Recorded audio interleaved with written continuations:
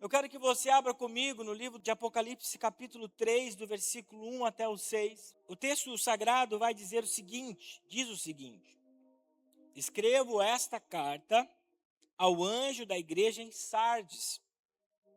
Esta é a mensagem daquele que tem os 7 Espíritos de Deus e as 7 estrelas. Sei de tudo o que você faz. Você tem fama de estar vivo, mas está morto. Desperte. Fortaleça o pouco que resta, pois até mesmo isto está quase morto. Vejo que suas ações não atendem aos requisitos do meu Deus. Lembrem-se do que ouviu e no que acreditou no princípio. Agarre-se a isso com firmeza. Arrependa-se. Se não despertar, virei subitamente até você como um ladrão. Há alguns em Sardes, no entanto, que não mancharam as suas roupas com o mal. Eles andarão comigo vestidos de branco, pois são dignos. O vitorioso está vestido de branco, jamais apagarei o seu nome do livro da vida. Fala comigo o seguinte: se o nome está escrito, ele pode ser apagado. Está na Bíblia. E confirmarei diante de meu Pai e de seus anjos que ele me pertence. Quem tem ouvidos para ouvir, ouça o que o Espírito diz às igrejas. Oremos ao Senhor. Pai, muito obrigado pela tua palavra. Que ela gere em nós vida. Chega de morte. Chega de apatia. Chega de frieza. Queremos vida. E a tua palavra é vida. A tua palavra traz sede. A tua palavra traz fome. Nós precisamos disso. E que essa noite os nossos corações sejam constrangidos pelo teu Espírito Santo. Em nome de Jesus. Igreja, eu acredito que muitos de vocês já ouviram o seguinte ditado popular: ele está enganando a si mesmo. Essa palavra, ela é dita contra uma pessoa quando essa pessoa, ela sabe que está equivocada em um caminho, sabe que aquele lugar não vai gerar o que é necessário nela, e ela continua insistindo em continuar em um caminho que está trazendo malefícios. Quem sabe no primeiro momento é bom, mas as pessoas olham e dizem, não vai dar certo. Nas Escrituras Sagradas nós encontramos algo semelhante a esse dito popular. No livro de Provérbios, capítulo 21, versículo 16, quem se desvia do caminho da prudência acabará na companhia dos mortos. Um caminho equivocado. Nós continuarmos na direção que sabemos que não é a correta, pode gerar em nós morte espiritual. Outro erro muito grande é achar que tudo está bem, está bem. Mas na verdade, nada está. Isso acontece quando nós queremos seguir esses caminhos que são enganosos do nosso coração. O texto sagrado também diz isso, que há caminhos para o homem que parecem que são bons, mas ao final são caminhos de morte. Gente, esses sentimentos que Deus nos deu para a sua glória, e quando o homem pecou, foram distorcidos, podem nos levar a direções opostas do caminho de Deus. Parecem bons, mas nós estamos vendo que são caminhos de morte.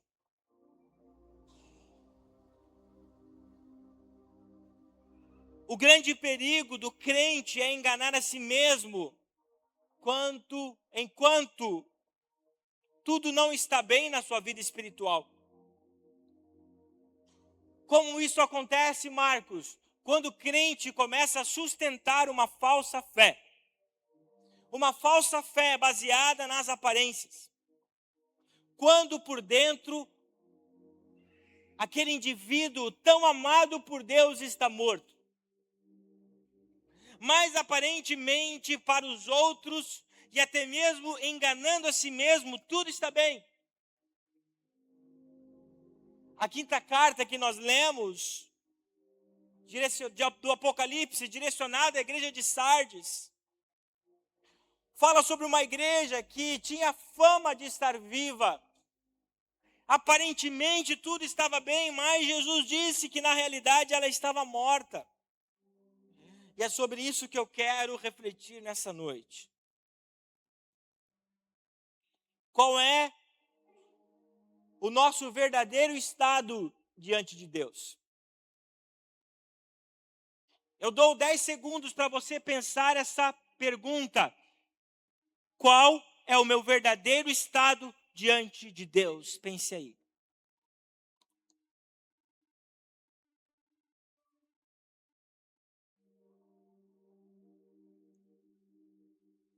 O primeiro trecho da carta, Jesus, ele se apresenta à igreja em Sardes, como fez nas 4 cartas anteriores e continuou fazendo até a 7ª.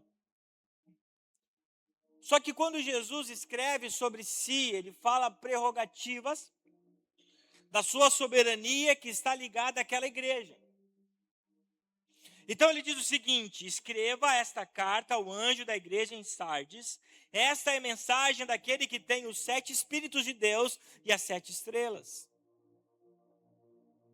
Os 7 Espíritos de Deus fala sobre a perfeição do Espírito de Deus. 7 nas Escrituras Sagradas fala sobre perfeição. Então Jesus está dizendo para os irmãos de Sardes que ele é um Deus perfeito, um Deus que observa todas as coisas, um Deus que está dentro não apenas da igreja de Sardes, mas de todas as igrejas, das 7 do Apocalipse, das igrejas que vieram depois e até os dias de hoje. O Senhor Jesus, através do seu Espírito perfeito, ele caminha no meio da igreja. E depois ele diz também, aquele que tem as 7 estrelas. As 7 estrelas simbolizam, nesse caso, as 7 igrejas do Apocalipse. Esse Deus, Espírito, observa tudo o que está acontecendo. Está acontecendo quando diz respeito ao anjo da igreja, ao pastor. Observa o que está acontecendo no presbitério da igreja, do ministério de louvor da igreja, dos voluntários da igreja e observa os membros da igreja. Isso, meus irmãos, é muito sério para nós. Nós estamos acompanhados de uma promessa de Deus jamais nos deixar. E esse jamais nos deixar está relacionado a isso também. Ele observar as nossas atitudes. E nós entendemos aqui também que esse Deus soberano e poderoso, ele é o dono da igreja. O Marcos não é o dono da igreja, meus irmãos. Um dia vai passar o meu tempo. Isso não quer dizer que o próximo estar aqui é o Benjamim. É alguém que Deus colocar, e esse alguém que Deus colocar pode ser um de vocês, pode ser um dos filhos que estão aqui, ou pode ser outro alguém que virá de outro lugar. Mas Jesus, ele permanecerá para sempre como dono da igreja, assim como Paulo fala aos Efésios, que Cristo, ele é o cabeça da igreja. Isso tudo é para dizer a essa igreja que sofria alguns ataques enganadores, que o Senhor estava sustentando ela, que o Senhor estava cuidando da igreja. E meus irmãos, e nós o que mais enxergamos hoje na igreja mundial, que existe uma crise. aonde o evangelho não é pregado, a palavra de arrependimento não é mais pregada. As pessoas estão indo na igreja para serem acariciadas, para dizer que elas podem tudo, para dizer que elas nunca vão perder, para dizer que elas são as melhores pessoas do mundo. Existem mais igrejas egocentrísticas, que são shoppings, do que igrejas que pregam o arrependimento, que pregam a mudança de caráter, que pregam a mudança de vida, que pregam que Jesus liberta, que Jesus salva, que Jesus batiza com o Espírito Santo e que Ele vai voltar. E porque Ele vai voltar, nós precisamos estar preparados. O texto nos diz que Ele virá como ladrão. Isso é para dizer que Ele vai vir quando ninguém espera. Jesus, Ele é o cabeça. Jesus, Ele é o dono. Jesus, Ele é o que sustenta. É isso que o Senhor Jesus está dizendo na sua apresentação.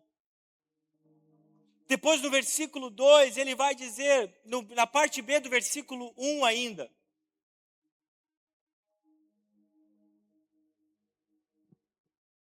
Sei tudo o que você faz.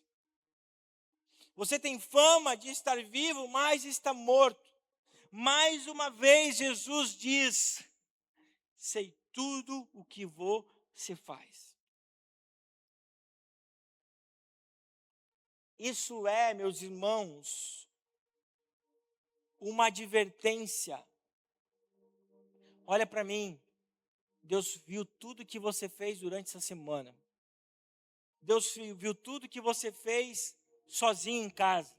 Deus viu tudo que você fez quando ninguém estava vendo. Deus viu tudo que você fez quando você estava pensando. Isso é um alerta, isso é uma advertência. Isso é para nós pensarmos com temor. Ele não está falando apenas para os cristãos em Sardes, mas está falando para nós. A responsabilidade que nós temos diante desse Deus onipresente e onisciente. Jesus está dizendo que Ele não conhece apenas nossas atitudes públicas, mas também aquilo que nós fazemos no secreto, inclusive os seus pensamentos. O que você está pensando a meu respeito agora, Ele está vendo. O que você está pensando sobre essa palavra, Ele está vendo. O coração aberto ou fechado para essa palavra, Ele está vendo. Irmãos, é tudo. E quando Ele diz isso para os irmãos em Sardes, Ele estava dizendo, vocês aparentam uma santidade.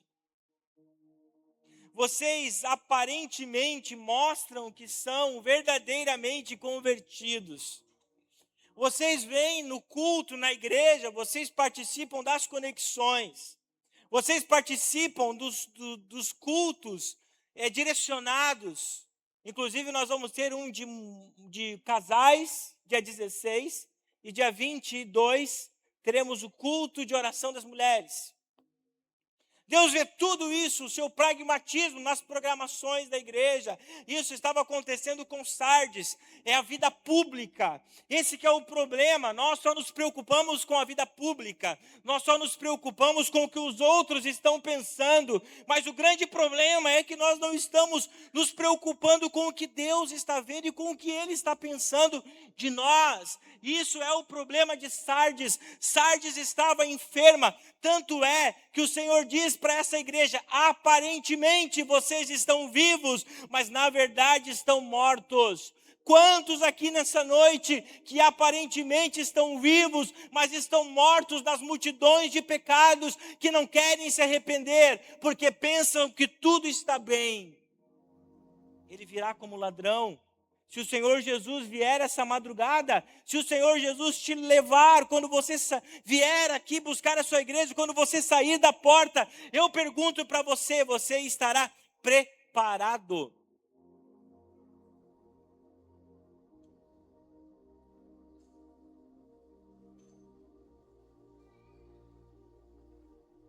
Você está pronto para isso?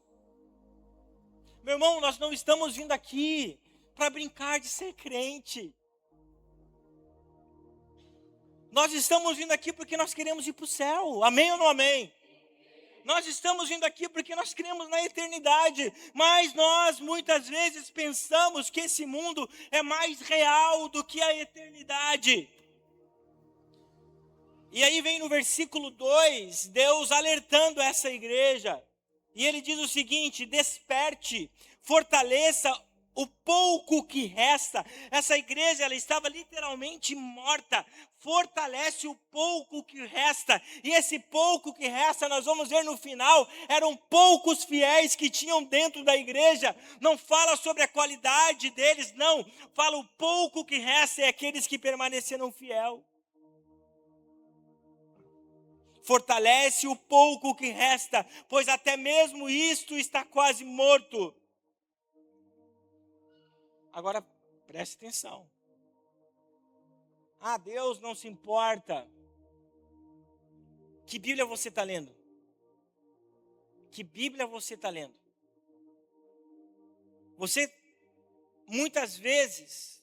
Nós muitas vezes construímos um Deus conforme a nossa imagem e semelhança.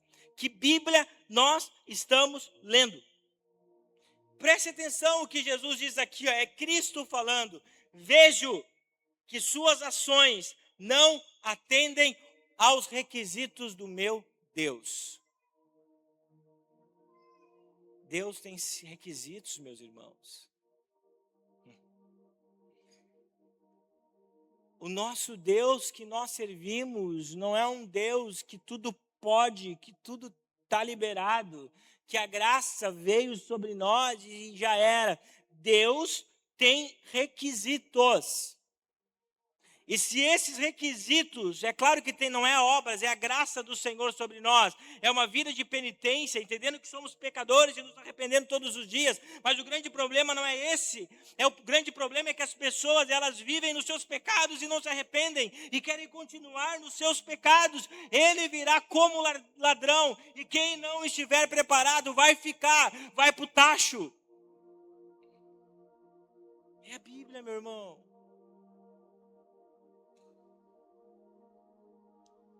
Vejo que suas ações não atendem aos meus requisitos. Sabe por que ele fala sobre isso? A cidade de Sardes, ela foi atacada 2 vezes. E sabe por que ela foi atacada? Ela tinha uma grande proteção. Ela foi atacada 2 vezes.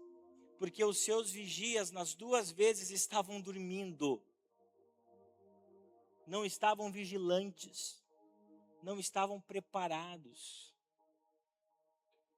Então o Senhor Jesus usa toda essa questão histórica de uma igreja, de uma cidade que já havia sido atacada por causa da falta de vigilância, e traz isso à tona novamente. Muitos em Sardes, a maioria de Sardes está dormindo na igreja, está morto, está faltando vigilância. Não estavam vigiando espiritualmente. E a falta de vigilância não é um problema de Sardes, meus irmãos. É uma armadilha comum nos cristãos de hoje. Onde tudo é relativo. Existe uma mundanização no meio da igreja. Aparentemente, essas pessoas estavam vivendo como se Jesus nunca fosse voltar. Como nos dias de Noé. Vamos trazer os dias de Noé para hoje. Hoje as pessoas não estão preocupadas com o que está escrito aqui dentro. As pessoas que eu digo são os irmãos dentro da igreja. Olha para mim. Elas estão muito mais preocupadas se o Neymar vai ser convocado ou não. Elas estão muito mais preocupadas se a Virgínia se separou do Vini Júnior ou não. Elas estão muito mais preocupadas se a blogueira botou harmonização na cara ou não? Elas estão muito mais preocupadas se o Bolsonaro é inocente ou não. E não estão preocupadas com aquilo que está escrito, na verdade, que nos leva para os céus. Isso é uma igreja que dorme. Isso é uma igreja morta. Isso é uma igreja que vai ser pega de surpresa. E Jesus vai voltar e muitos vão ficar. Estão muito mais preocupadas consigo, com o que o mundo fala, do que com Deus. Você pode dizer um amém por isso? É a distração com o pecado. Adão e Eva pecaram porque foram distraídos. A serpente distraiu o foco de Adão e Eva de Deus. Tirou a fé deles de Deus. Eles deixaram de crer em Deus porque se distraíram com a serpente.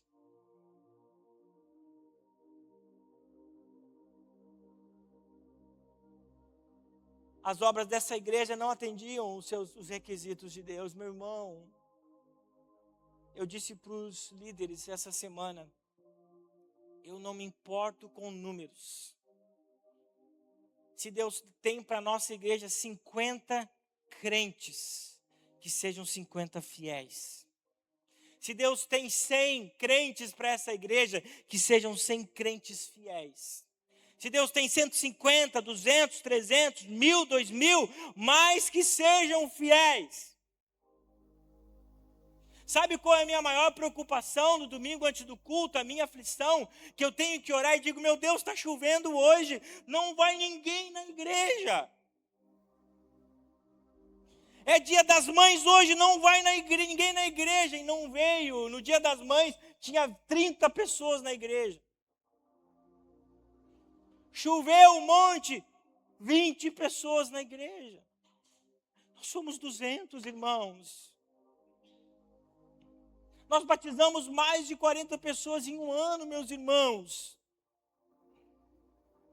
Que distração é essa?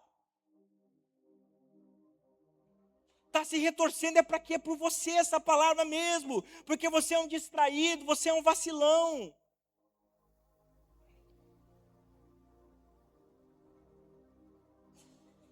Eu falo com amor de Deus e com temor, porque nós estamos falando algo que as Sagradas Escrituras estão dizendo. Eu, como seu pastor, me preocupo com a sua alma.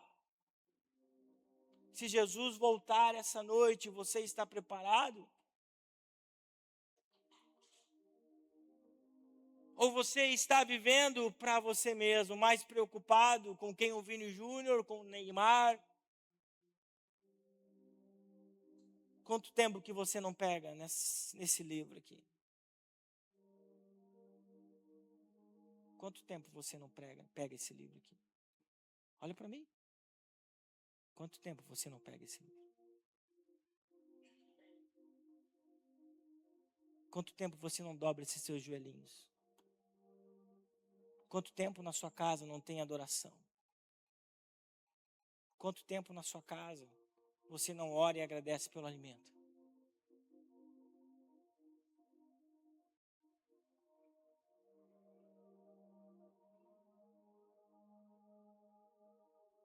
É a salvação, meu irmão. É Jesus. Isso é extremamente perigoso, viver sem vigilância espiritual. Nós podemos ser alvos fáceis do inimigo. Ou pior ainda, sermos deixados para fora da sala do banquete. Sermos deixados para fora da sala do banquete.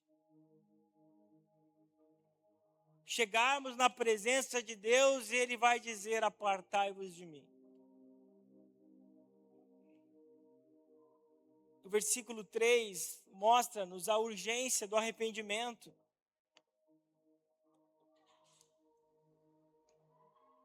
Lembrem-se do que ouviu e no que acreditou no princípio.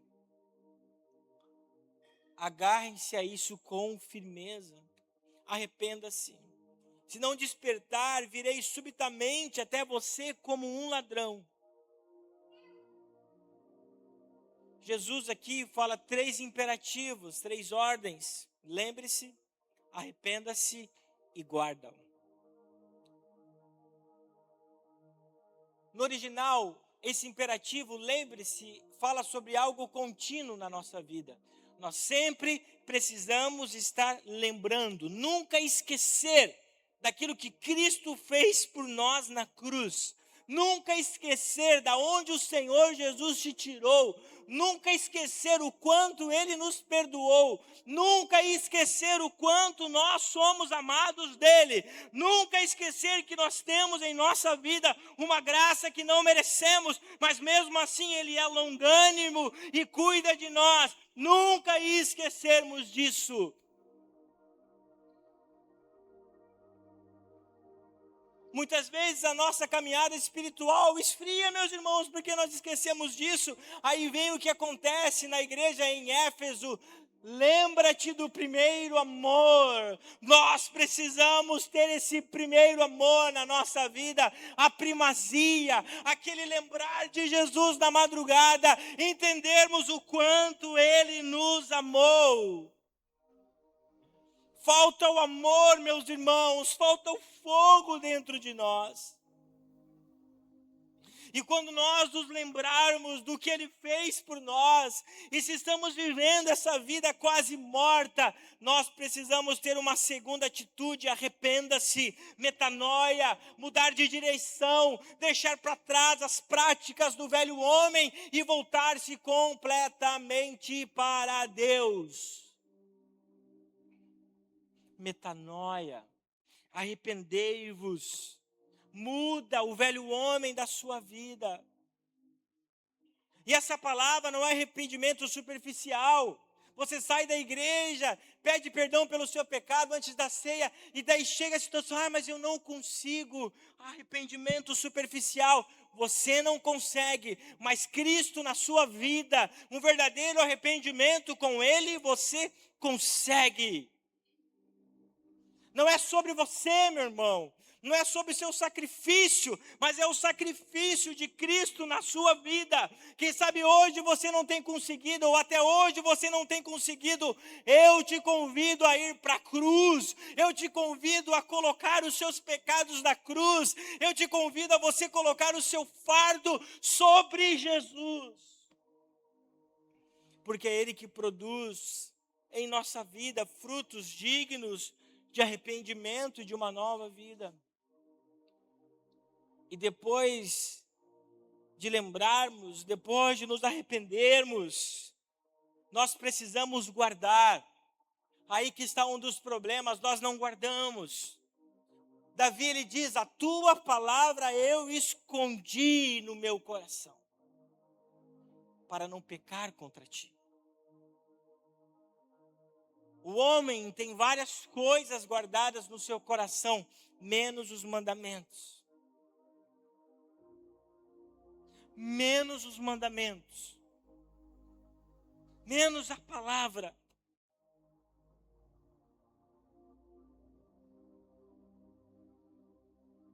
Não nos preocupamos em evangelizar os nossos filhos. Eu falei aqui que eu vou entender que a minha missão como pai está cumprida quando Benjamin descer as águas do batismo. Todos os dias eu e a Priscila oramos por ele. Cara, Deus tem um plano na tua vida. Eu vejo a Priscila trocando ele e diz assim: meu filho, você nasceu para vencer. Palavras têm poder, meus irmãos. Palavras têm poder, meus irmãos. Olhe para os seus filhos e diga: você é do Senhor. Jesus morreu por você e nada vai tirar você dos caminhos do Senhor, porque você é dele. Palavras têm poder. Só que nós muitas vezes erramos, como Samuel. Samuel era um grande profeta, mas errou com os seus filhos, porque a palavra de Deus diz que os filhos de Samuel eram maus. Estamos mais preocupados conosco do que com a geração que Deus colocou.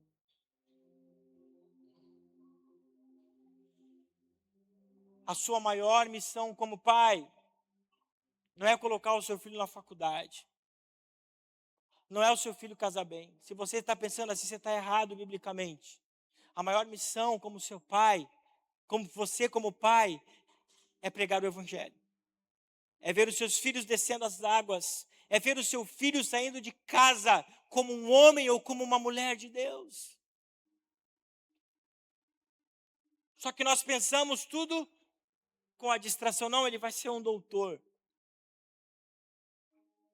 Não, eu estou preparando esse cara para ser uma máquina de ganhar dinheiro. E a salvação, meu irmão? Essa é a distração. Isso não é errado, mas isso é o segundo plano da sua vida. Isso faz parte, sim, mas não é o principal.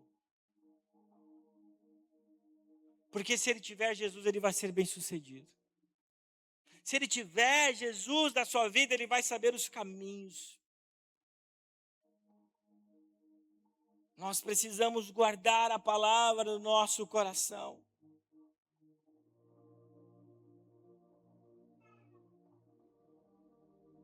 Nem todos estavam maus em Sardes, existiam aqueles que estavam bem. Alguns que permaneceram fiéis em meio à apatia geral. E esses que permaneceram fiéis, existem promessas de serem vestidos de branco. Essa é a maior recompensa que cada um pode receber, é a salvação. O versículo 5 diz: o vitorioso será vestido de branco, jamais apagarei do livro da vida. O seu nome confirmarei diante do meu Pai e de seus anjos que ele me pertence.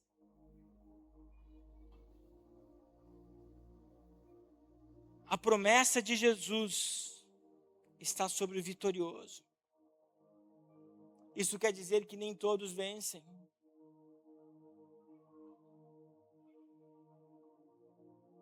Nós precisamos compreender que nós estamos nessa jornada, nessa maratona, rumo à vitória e o prêmio celestial. Mas nós não estamos sozinhos. Você não está sozinho. Essa guerra,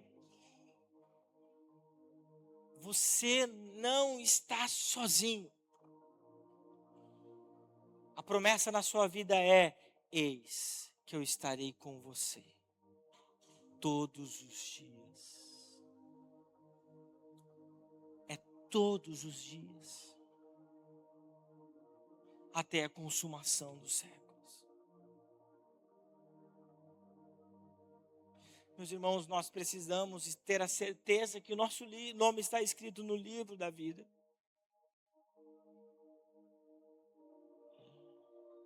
Nós não podemos deixar esse nome ser apagado. O ministério pode subir. Se você tem tido alguns problemas, é com amor que eu falo isso para você. Isso precisa mudar, igreja. Eu sou o seu pastor. Eu percebo que não está bem. Quando 70% da igreja chove por causa de uma não vem na igreja por causa de uma distração climática, não está bem. Quando eu vejo uma igreja cheia na ceia e vejo que tem membros e faltou, e quando chega durante os outros dias do mês, os outros domingos do mês e não vem quase ninguém, não está bem. Quando você escolhe quando vai vir, não está bem. Quando você não abre esse livro durante a semana, durante o mês, durante o ano ou anos, não está bem. Jesus ele virá de uma forma repentina.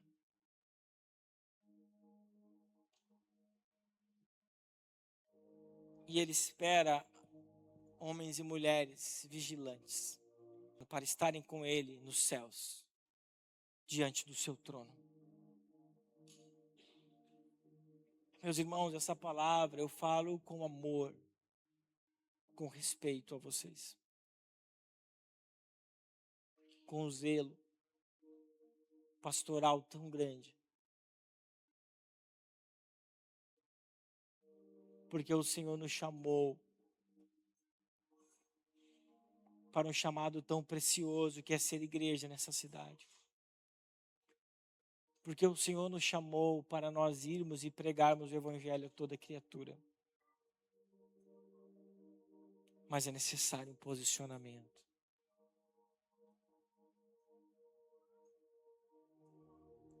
E eu finalizo esse sermão pedindo para você se colocar em pé.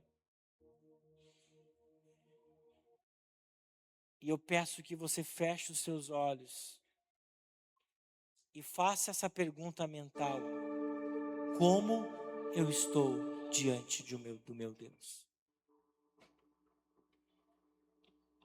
Feche os teus olhos e pergunte a si mesmo: como eu estou diante do meu Deus?